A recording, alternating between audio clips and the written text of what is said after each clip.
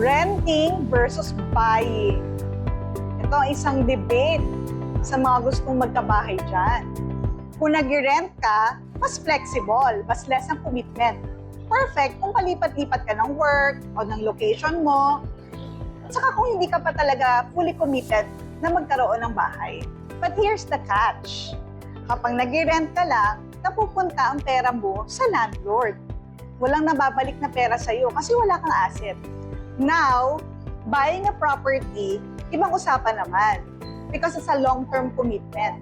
So, kailangan mo ng budget, kailangan mo ng savings, kailangan mo ng stable income. Since it's an investment, unti-unti, napupunta ang pera mo sa inukulog mo sa sarili mong property. Hindi sa landlord o sa ibang tao.